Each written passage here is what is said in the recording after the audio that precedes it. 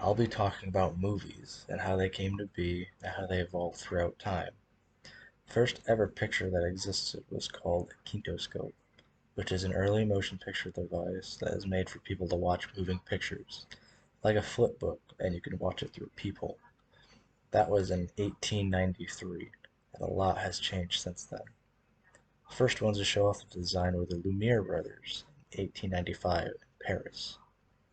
The first films were super short, maybe 2 to 5 minutes long compared to the 2 to 3 hours. That's the runtime nowadays. That's crazy. As more people went and saw movies, the money was being thrown around, industries were built, and cinemas were being made all over the world. The first major hit to movies was probably World War One. They affected the industry in Europe, and our industry grew from that, pretty much skyrocketed. Then so after that, color changed the game. It used to be all black and white, thanks to technology like tinting, straight up shading, and stenciling the artwork. In 1906, color was used to make something called natural color, which used moving images to make it pop more, which was made possible by the British Kinemacolor. It was first shown to the public in 1909 and was mainly used for documentaries. It was mainly used for documentaries because it was so expensive and rare to use.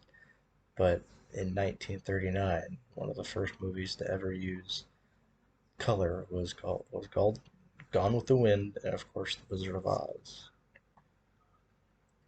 During the 30s and 40s, the films were so popular that people would sometimes go twice a week, and the buildings that held the people could fit 3,000 individuals in one room. That is insane. Businesses was booming. The highest statistic that was ever shown was Britain in 1946. There were over 31 million people to see films each week.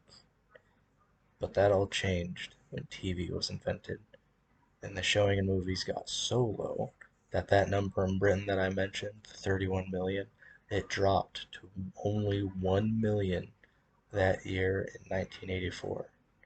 Today, many people watch television and movies on streaming services and on channels from satellites and whatnot. And of course, the many streaming platforms that which can be really convenient when you just want to relax at home after a long day at work instead of going to the movies. I think the big things in life that stems from technology and geniuses is really important to learn, and where it came from is also super important.